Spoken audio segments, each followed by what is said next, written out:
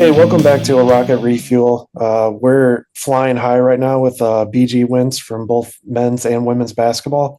And I am happy to say I was wrong about the men's team, and I'll take that L out every day of the week on that prediction. So with me today, I have Dan Rocketman Savage Heyo.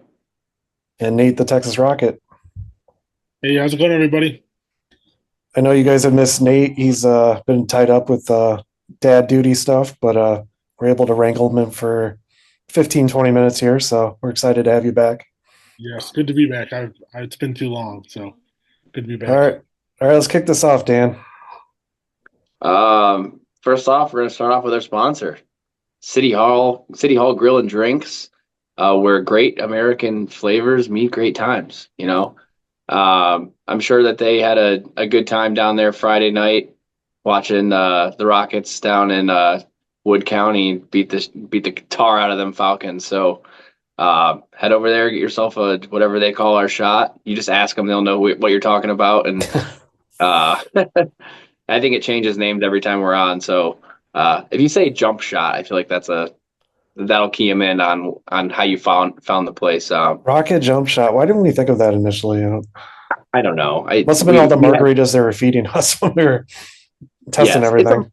it's a margarita based drink. That's all you need to know, and it's fantastic. It's delicious. But yeah, we beat the Falcons, and pretty much all of like if you listen to the last podcast, what we talked about, we said there was one guy you needed to stop, and the dude still had 28 points, and it didn't matter Listen, I'm because calling him the Mac Cadillac. He reminds me of the dude from And One, dude. He can move, and he's a unit. Marcus Johnson, 6'7", at least 295, even though he's listed at 265. Uh, the dude is he's like a video game creative player. Yeah, And honestly, like people were saying, like Toledo needs to get a like online. Toledo needs to get a center better so we can guard this guy. I'm like, the dude's hitting 28-foot threes. Like it's had nothing to do with interior defense. Honestly, like Simmons took what I thought was a couple charges that just didn't get a whistle. He played pretty damn good defense on him. But when a guy's got 60 pounds on you, the dude's going to get buckets. Luckily for us, rest of the defense clamped down. We played fantastic. We shot the ball well. We shot 50% from three, which is what we did 2 games ago against Ball State. And I said that was the best game of the year. We kind of, with one mishap in between against Kent, we followed that back up. So this Rockets team, it's just a lot of inconsistency. But when they're on, they're really on. Sam Lewis had 14, Bryce Ford 12, Sonny 18. Sonny played his butt off. Sonny had a great game, and then Adams, who he likes to take his shots. He's turnover prone, but he had 18, and it's just overall just a much better defensive effort. And it's great to see on the road in front of a pretty good environment as far as MAC games go. You don't see 4,000 too much on the road. You expect that when you play your rival. But we kept the crowd out of it, and we really just kept a distance the whole second half, and it was great to see.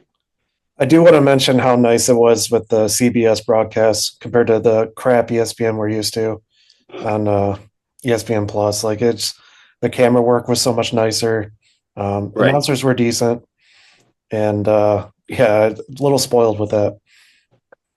It's so hit and miss too because like there are some crews like I think Central Michigan does a really good job with their ESPN Plus crew because they do all of the games, so they know the teams more than a CBS crew that's a national that comes in and sees one game a year at your arena. But for Bowling Green in general, like yeah, I thought CBS Sportsnet was way better than the home crew. It's interesting though with when you have a game like Toledo did against BG where the announcers may not know as much, other than the stat sheets are provided. But as the game's going on, they're seeing some of our players just react off the ball, just make plays that maybe aren't going on the stat sheet, but they give the nod to, like, oh, wow, that was a really good play. And they start recognizing the talent that Toledo has. Yeah. And one of the things that they mentioned, and it got mentioned, especially after the game, We have the two best 3-point shooters in MAC play. Bryce Ford and Sam Lewis are the two top guys in field goal percentage from three. And they sure played like it on Saturday. So we need to see more of that coming up. It's just that it's tough to go into a game and not like years past, you would expect like Marion Jackson was going to get 20. Like no matter what the lead was for the other team, you're like, oh, we can score. We'll come back. This year we've been so inconsistent, like the game at Oakland or the game against Kent. You don't know it's coming, but when it does show up, it's nice to see. So great win for the Rockets, and heck, we're in third place in the conference right now, and we're looking to stay there with a big team on deck at Ohio, who's although they're not especially healthy, they've got players. They're a good team. Yeah, it's kind of weird looking at your overall stats for the year and how similar these teams are on paper. I mean, it's just going to be a high scoring affair, I think. Who can score more? Yeah, some rivalry stats for you. Sorry, I've got a cold if I sound a little stiffly. We've won 6 of the last 7 against Bowling Green, 16 of the last 21, and 7 of the last 10 at the Stroh Center. So I don't know if we got some handymen on the team, but that Home Depot, it looks like a home spot for us. I mean, I don't really have much else to say besides, you guys want to give out your players of the game? Sure. I'll start off. It's Sonny. He got 5 rebounds, 4 assists, 18 points. He's been pretty consistent all year. I would say he's probably the most consistent player we have. But sometimes he scores 18 on about 18 shots, and that's not what he had to do against Bowling Green. It was good to see him match up against another just regular facilitator point guard, and Sonny was bigger than Bowling Green's point guard, and he was definitely better. He's shaping up to be definitely an all-MAC caliber point guard. Yeah, Sonny's mine as well. And he's right on with his average here. Points per game, 15 a game. Assists, 3. Field goal percentage, 52. Leading the team in all those categories. I mean, he's just consistent where we really need it. But I do want to give a big shout out to Simmons. A lot of hard work that doesn't go on the stat column. And I thought he did a great job. Sure. That's going to be my player of the game, actually. I'm going Simmons with the 9 boards and 8 points, and had to guard the big man. So I'm going to go Simmons. I love it. It's so funny, too. Kowalczyk kind of talked about rebounding, and coming into conference play, he was not happy with Simmons rebounding. In the last, 3 weeks, he's picked it up like 3 or 4 extra rebounds per game. That message has been sent. And it's good, too, for him that his point guard is an excellent defensive rebounder. Sonny really likes to crash the boards so we can have the ball in control for the offensive end going back. So just the teamwork, those sophomores are all coming together. Might not matter for the 1 seed. I don't think it's that important. Akron's kind of running away with it right now, but you just want to get hot when the time is right, and to see the team gel is great to see. I was talking with Kyle about that kind of, the last 3 seasons we won the regular season MAC, and unfortunately it hasn't amounted to anything for tournament wise. I kind of was telling Kyle, I was like, I kind of don't want them to win the regular season. Like, kind of go in with that underdog mentality, no pressure, go in, play your best ball at that point, and make a run for it. So.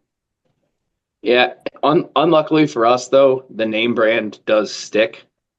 It's not like anyone's going to overlook us because we're still Toledo.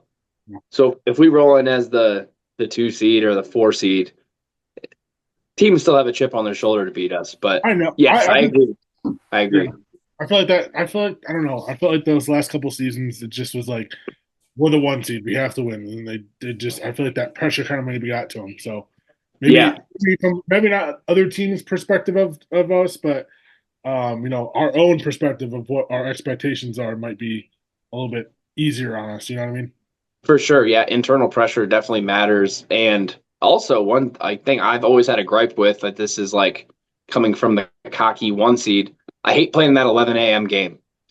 And as the 1 seed, you play 11. The 2 seed, you play the next game. And then the 3 seed plays the next game. And the 4 seed plays the next game. Hell, I'd rather have the 5 o'clock game on the Thursday night than the 11 a.m. game. Gives your fan base a chance to get out there. It just kind of like, you don't have to just wake up at 5 in the morning and start getting shots up. It's just so much different in how the MAC tournament is set up. If it was up to me, the 1 seed would have their chance or their choice in which time slot they wanted. And if they wanted smaller rest between the first game and the second game, if they won, that's on them. But sticking the 1 seed at 11 a.m., like if you're not Akron or Kent, that sucks. So maybe it'll be somebody else. Yeah. All right. Coming up this week, Tuesday, tomorrow night, which this might be tonight or had already passed by the time this gets uploaded. We'll see. More than likely, it will be uploaded Tuesday morning. So, okay. So if you're up and at 'em, an early listener here, you'll have a little bit of information on the game. Rockets play Ohio. Todd Kowalczyk has a phenomenal record there. For some reason, Ohio does not schedule us on Saturdays, thank God, because that place holds 13,000 people. It can get crazy on weekends with the students there. But luckily for us, 2 of their starters are out. And 2 of their starters that are out are 6'8". AJ Clayton, he's their leading scorer at like 15.5 points a game. He's not playing against us. And Aiden Hadaway, they're probably best rebounder, out for the game. So they're going to have a little bit of a smaller lineup. But they just beat Kent State this weekend, who kind of demolished us at home. So they still play good defense. They play good team ball. Elmore James is a guy that has played for them in years past. You might recognize. He's kind of the straw that stirs the drink. So is A.J. Brown. They've got good guard play. They've got a new kid, Pavelski. I think he's new. He's their point guard. He averages 12.8, 4 rebounds, and 5 assists. So he kind of does it all. He's probably like their Sam Lewis comparative dude. Like I said, they've got a good team even without their two forwards in there. So this is going to be a tough ask. I think ESPN only has us at like a 28% win expectancy. Like a 3-point game line right now. They favored? I think so. Let me check. That would make sense. The other thing on that, broadcasting wise, is this game on ESPN too? Yeah, it is. The big one. We're on the deuce.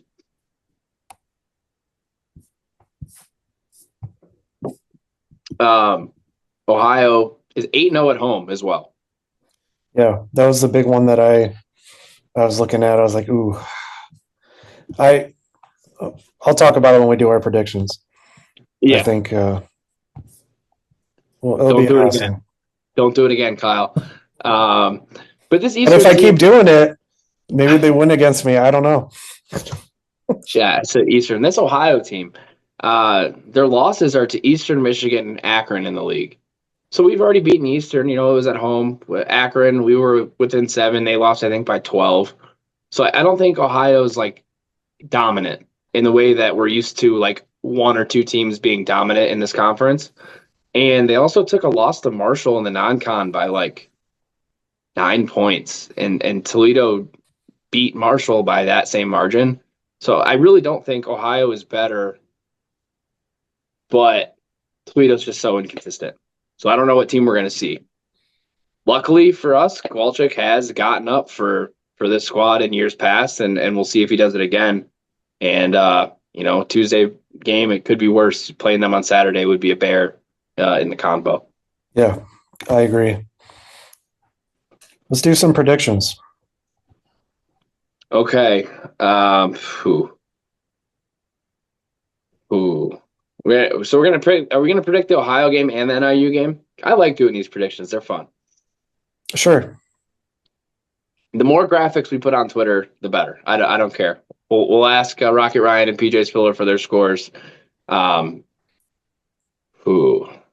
Defense is sometimes optional with our squad, at least. It kind of is with Ohio too.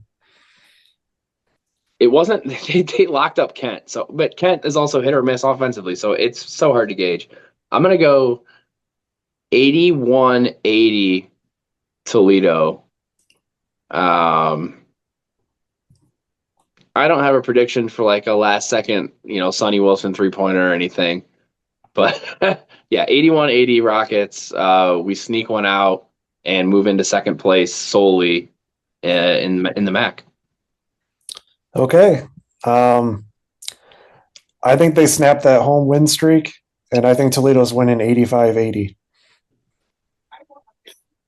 Love it. So I have yet to pick against Toledo in football or basketball in a weekly score prediction. So I'm going to continue that. I'm going to go 91-87 Toledo.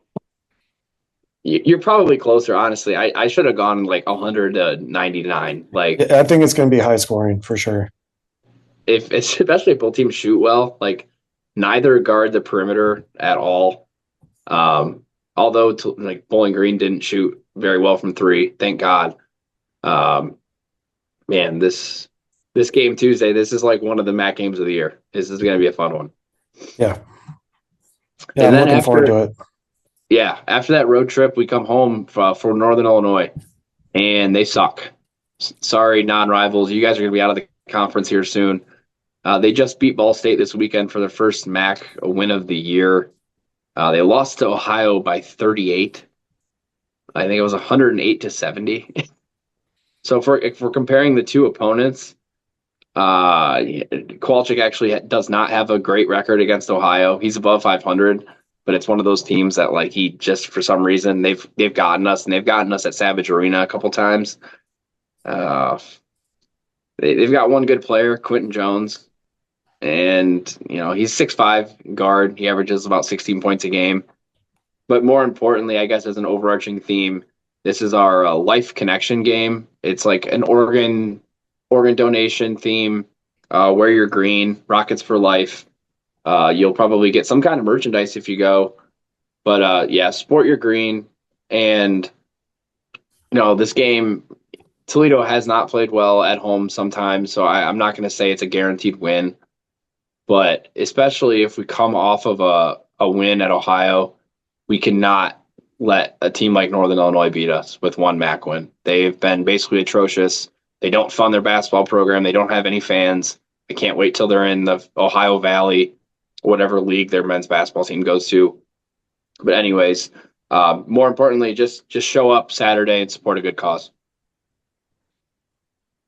I agree. I'm down to do a prediction for that as well. I'm not sure if we'll have another refuel by that time. Okay, I'll go. I'll say we shoot cold offensively, just because we're due for one, but we still get a victory. I'll go 72-60. Okay, I was a little bit higher. I'm thinking like 78-65. Okay, I don't think there's going to be much of a scare there. right on. Going Toledo, North Illinois, 0-10 on the road. And I don't think it's going to be close. I'm going to say 77-57. Yeah, I'll take any double-digit victory, to be honest. It doesn't matter. I don't care about our computer rankings at this point. Just all wins are good wins in MAC play. All right. Now it's to the women's side, who we also got a big victory this weekend, but one maybe even a little bit sweeter because it was at home. We defeated those Dirty Birds by a score Jenny's of first win, right? 1-0? yes, 1-0 in the rivalry. We won 80-68. And a game that in the first half, if you didn't know our squad, you might say, oh, Toledo's in trouble. But not this team. They just fight back. Doesn't matter what the lead is. If it's inside of 18 going into the fourth quarter, Toledo has a chance. We were down at half, and then in the third quarter, immediately stole it back. And then for the last 15 minutes of the game, we just held a 10-point lead. And, Bowling Green has some players, but they don't have Kyle, who you called out last week for having a stellar, start to the year, Kendall Carruthers, and a Kira Goss, man. Oh, my gosh. Foreshadowing my player of the game. That's so good. And also for for the old heads out there, Bowling Green has had a historical run in women's basketball. For probably 2 decades, they owned us. And with that win on Saturday, Toledo has climbed 1 game behind BG in the all-time series. And that does, it's like, oh, we're still behind. You know what? For the years that Trisha Cullop put in and battled against the team that was basically perennially an NCAA tournament team, like BG was the cream of the crop in the MAC. And now we're within 1 game. Super cool to see. All-time crowd, 6,500 in attendance. Well, it's what they listed attendance. I would say maybe a little bit less, but hey, I'll take it. People bought tickets. That's all that matters. Just an awesome game. Toledo shot well from the free throw line, 9 of 10. We were 50% from three. Just a great outing. And it kind of just goes back to what we've said so many times. When this team shoots well, they're really freaking good. Yeah, and I want to give a fun shout out to whoever is inside that Cookie Monster uniform, because they get it. And going to the games, I almost watch them a quarter of the time compared to the basketball game. I don't. They get it. Yeah, actually, at the Kent State game, we were sitting next to some Kent fans, and the ladies, I think, I don't know, nephew or grandson or somebody wanted to go say hi to the Cookie Monster, and I walked him down there, and the Cookie Monster came over for a picture. It was a great time. So even with the away fans, Cookie Monster's doing his job. That's right. He or she, I don't know, but yeah, they got moves. Yeah, and BG actually didn't miss 2 free throws in a row, so still no cookies. No cookies. But hey, Langendorfer's, wiping that sweat away. Yeah, that's probably a tax write-off. He doesn't care. Yeah. Free cookies. I love to see that on the CPA. This is what I spent in cookies. Yeah. One thing to mention about that game, the return trip to Bowling Green's got to be tough. Lexi Fleming had 23 points. She's awesome. She doesn't need much space to shoot a shot. I mean, we D'd her up as good as we could. She was talking smack. I mean, that's a player right there. And Amy Velasco, their point guard, she's good too. They just don't have the depth. Yeah, it's just those couple players where they're going to get their points, and you just work around that. Exactly. Hopefully Toledo gets more healthy too. We're playing, with one hand tied behind her back, with no Hannah, no Kendall Braden. So good to see the point guard stepping up. Kendall, when Caden Steikstra wasn't playing well, she came in and was awesome. Destiny, I think, had 8 points or 10 points too. So just overall very impressed with this women's team right now. And to be honest, they kind of have a light week ahead. They go to Miami, or no, they played Miami at home Wednesday. Mm-hmm.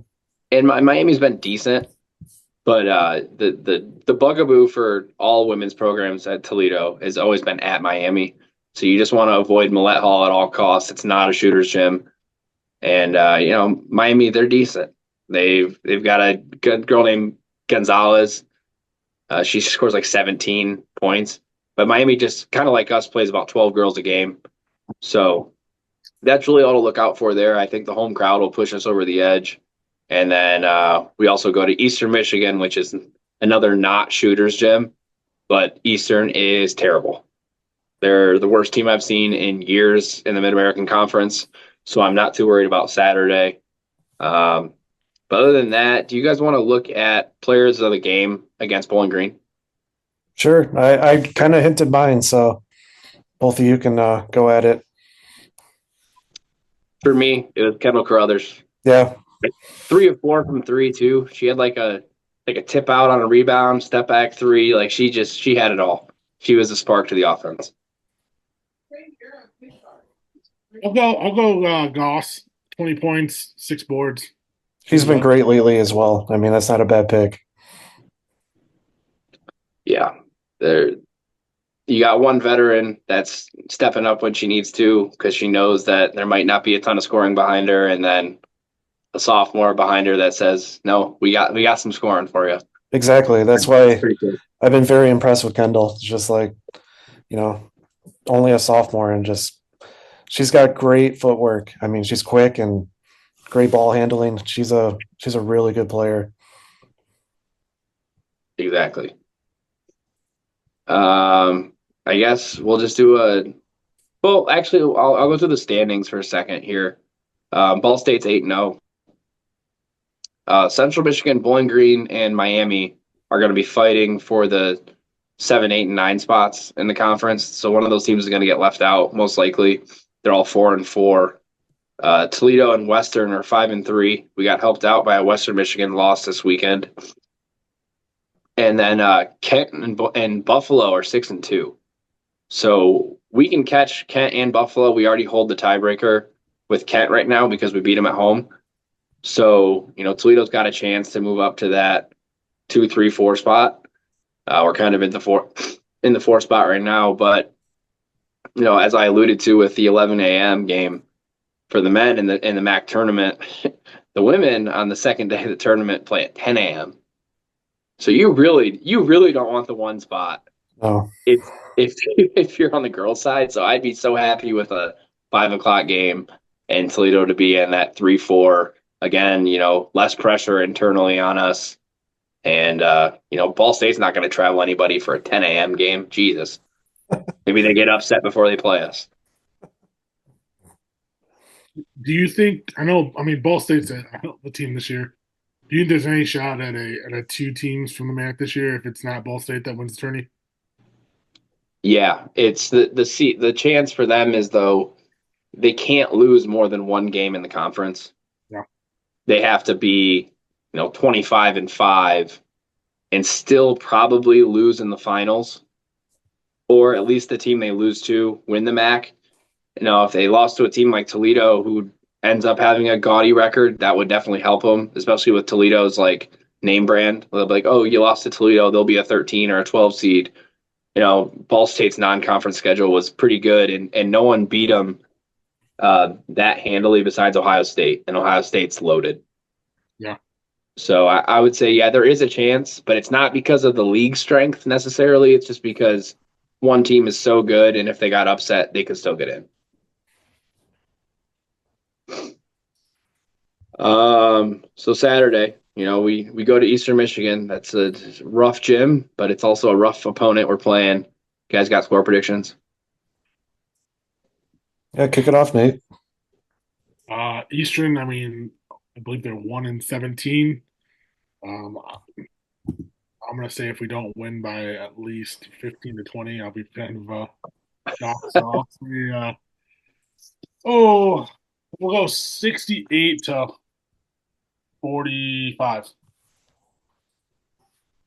Yeah, I'm around the same there. 70-50, fine. It's going to be a win. Did we give Miami predictions? I don't. No, we didn't. Okay. Hey, we don't usually do it for every game, guys. Hold on. This is getting tough on the graphics guy. Sorry. Jeez. I got 71-48. So we're all in the same exact. Like a 20-point win. Keep it rolling. Yeah, and it'll be a home crowd for us. It always is up there. Right. Especially with how bad Eastern is. I bet you they're averaging about 100 people a game, and that includes the cheerleaders and the mascots. So, Savage North. We just had Savage South for the men. We'll go Savage North here this weekend. And then now that's it for basketball news, at least for a week. And we can transition into a Super Bowl that's worth watching in Northwest Ohio. Absolutely. And I see a bunch of graphics about Quinion and Kareem Hunt, obviously, because they're getting the playing time, but I believe Dallas Gant's also on the Eagles. So, you know, I'm rooting for Eagles for obvious reasons of everybody else with the Chiefs, but that's just more Rockets to get a Super Bowl ring. True. Trivia question. Who was the last Toledo Rocket to get a Super Bowl ring? Ooh.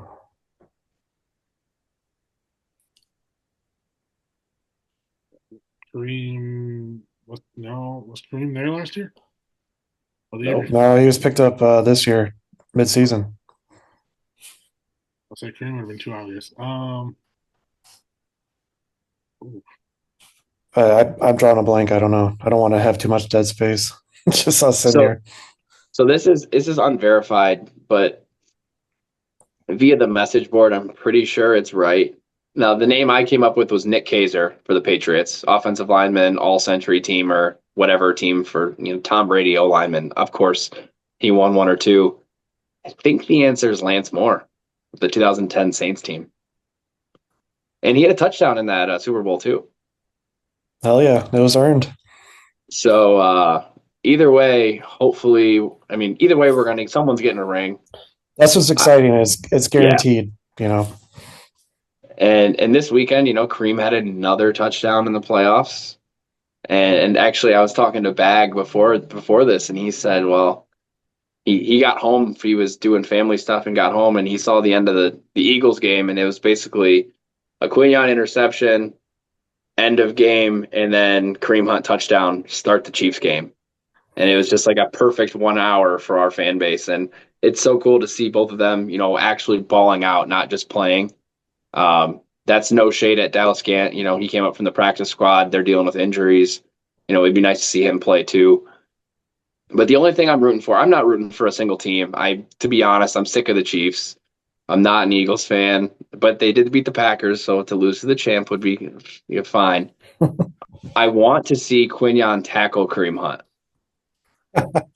I just want the photo to be out there, and then they can do a jersey swap after the game. I think that'd be really cool. That would be neat. Do you guys want to do a little Super Bowl prediction? We actually, you know what? We'll save that because we're going to have another podcast between now and the Super Bowl. But either way, super cool. And actually, the last post that I had about this game, about the NFC and AFC championship games, was on our new subreddit.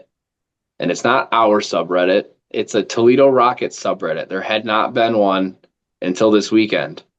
And for you those of you that don't know what a Reddit is, it's basically like a forum, social media place where you can post kind of anything you want to. We don't have moderators yet, so everybody chill out with the language and the and the things that Rocket Ryan might post on there. But